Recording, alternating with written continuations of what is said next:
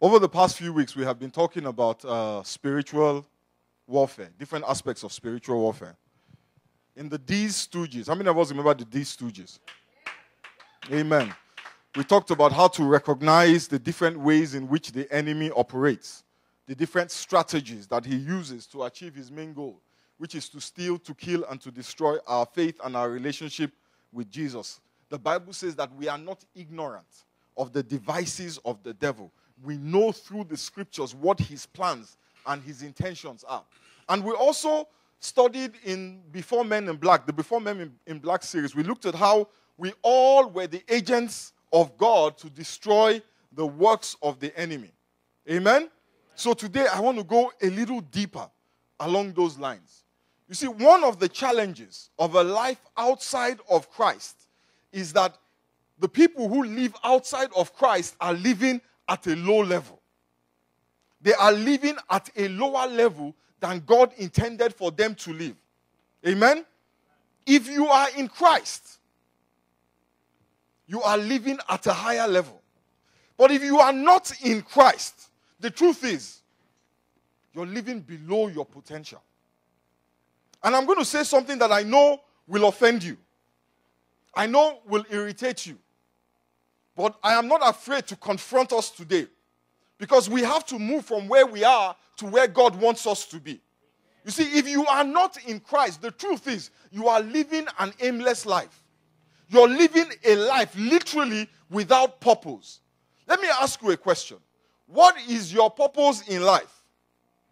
What is your mission in life? What do you live for? Many of us, if we think about that question, we realize that we only live to live.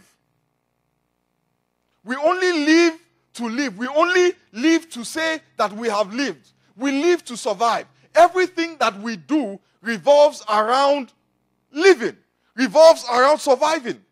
But we are not the only ones who live to live. There are other beings on this planet who live to live. One word, animals. Amen? Animals live to live. Their lives revolve around the maintenance of life. Their only mission in life is to live. When they wake up in the morning, the only thing that they are thinking about is to survive. The only assignment that moves them is how to survive, how to live. So they are constantly preoccupied with the things that help them live. Food. Animals are constantly chasing food, constantly looking for shelter. All they think about is reproduction. And when they seek power, they only seek the power to dominate other animals so they can have an advantage when it comes to what? Food, shelter, and the ability to choose who they will reproduce with.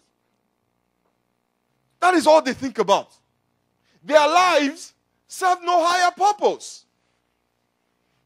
All they do is wake up in the morning thinking about food. Going to bed at night thinking about food. No higher purpose.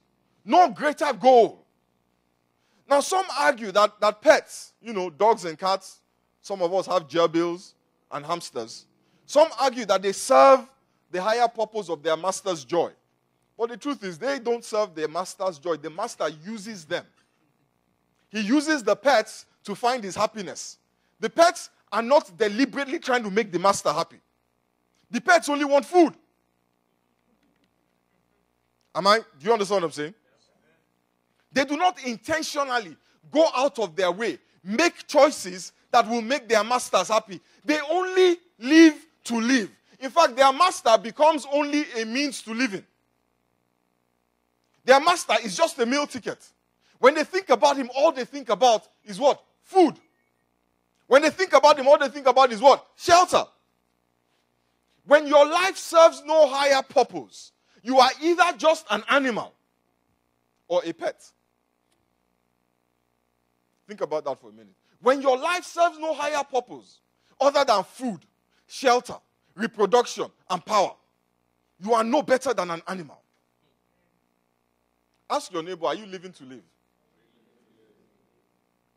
Do you serve a higher purpose? Is there something more to your life than just making it through the night? If there is nothing, then really, think about it. How different are we from bingo? The good news is that in Christ, we find a higher purpose. In Christ, we can choose a life that means something. God said, I have made you a little lower than angels, but yet you choose to live as mere men. When you hear the phrase mere men, it's not a compliment. It means that you are living below where God has intended for you to live. You need to elevate. You need to rise up beyond the level of animals. You need to think about more than your stomach. You need to think about more than the clothes on your back. You need to think about more than living to live. You need to become gods and not pets. In Christ, we can choose a life that means something. Our choices can intentionally, deliberately serve a purpose beyond food, beyond shelter, beyond procreation and power. I know some of you are saying, Pastor, no. I think about more than food. Man, Pastor, I need to make some money. Why do you want money? So you can buy food. I know that some people, the money they have can only buy them a burger at McDonald's, right? But then there are some that their money can buy them caviar. What is caviar? What is burger? Food. Some people want power. What do they do with the power? To get more money. What do they do with the money? Buy more food. Get bigger houses. Drive bigger cars. Living to what? Live. Animals. Animals. All of them. And they don't realize it. They're walking around smiling and feeling really chuffed. Man, I got this big house. My dog has a big house. Man, if you see my car, have you seen my dog's leash? My dog has swag, man. But hey, it's still a dog, right? So ask yourself, what are you living for? What are you living for? You need to elevate. Tell your neighbor, elevate. Elevate. It's time to position ourselves as God intended. So this morning, I want to look at a purpose, an assignment, a mission possible for your life. A mission that you can embark on and actually succeed at. Amen? Roll the tape. Pay attention.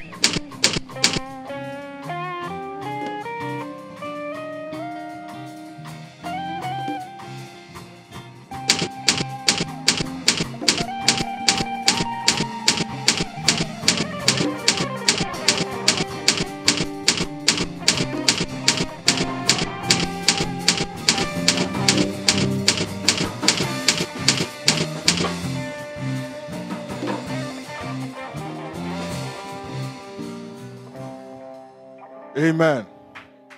Don't worry. The envelopes won't self-destruct. I pressed the deactivation button because I saw you guys were taking too much time, and I don't want to be picking up body parts in this place. Amen. Yeah, guys, thank you. You can take your seats. Don't worry. The envelope, it's safe now. You can go sit down. They were a little worried that you guys were going to blow up. Hallelujah. Have you all got your assignment? Do you all have your assignment? Have you all opened the envelopes? What's written on it? The Go Ye protocol. Amen? You know, before I go into detail about your assignment, I need to give us some background information so you can understand the task that is in front of you. You see, before you became a soldier in this army, before you joined this agency, there was somebody in the army before you, and his name is Jesus Christ. Amen? Jesus Christ was given an assignment by the commander of all the armies of heaven, by the King of kings and the Lord of lords, by the Holy One of Israel, by the Ancient of Days and the Rock of Ages. The Bible says he was given this assignment by the one who knows the end, even from the beginning. The Bible calls him the Alpha and the Omega. He is the one who made a way where there was no way. He made a way in the wilderness and drowned the armies of Pharaoh in the Red Sea. What a great commander he is. And he gave to Jesus Christ an assignment that I want to share with us this morning. Turn with me to the book of Luke chapter 4.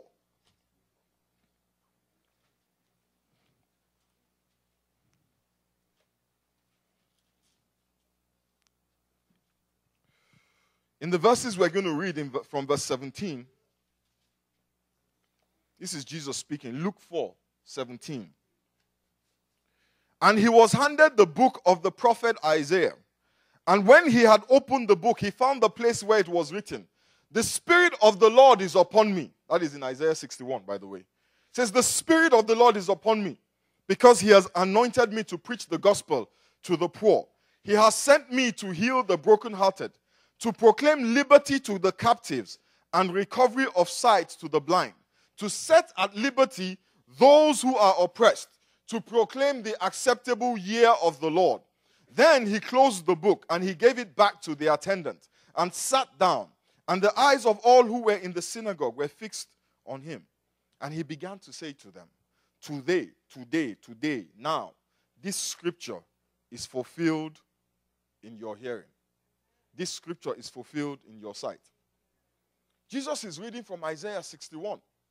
And after reading the passage, he says to them that he, Jesus Christ, not another, not someone else, he, Jesus Christ, is the fulfillment of that scripture. What Isaiah 61 is talking about, he says to them, I am he. I stand in front of you as the fulfillment of prophecy. In other words, he's saying to all of these people in the synagogue that the Spirit of the Lord is upon him and the Spirit of God has anointed him. Now, God anoints a man for two reasons. First of all, to set the man apart. Amen? To separate him from the crowd. To cause him to stand out. But also, he anoints a man to declare to the world that not only has he chosen this man, he has also empowered the man to carry out an assignment. The anointing is a divine enablement. Jesus Christ was anointed with the Spirit of God. Not just to go out and say, hey, I'm Jesus, I'm anointed. He was anointed because he had an assignment. If you don't have an assignment, there is no anointing. If your assignment is self-aggrandizement, I promise you there's no anointing. Every time you see somebody preaching themselves, I promise you behind them there's no anointing. They can do a lot of drama and a lot of theatrics, but the Spirit of God is not there. Because the Spirit of God only enables those who are doing the will of God. So when you wake up in the morning or Monday morning and say, Father, anoint me to be on my job. Anoint me to be a good engineer. Anoint me to be a good doctor. Ask yourself, as an engineer or a doctor, how are you fulfilling the will of God? Anoint me to prosper. How does your prosperity affect the will of God? Anoint me to be a good wife. What does your being a good wife have to do with the will of God, with the kingdom of God? The anointing is not arbitrary. The anointing is to facilitate an assignment. Amen? Jesus Christ was set apart and enabled by God to carry out a mission of such great magnitude that God could only send his son to do it. The assignment was too important to leave to the angels. I know we've all heard of the archangel Michael. Great warrior. When he appears, the kingdom of darkness trembles. But the assignment was too much for Michael. I know we've heard of Gabriel.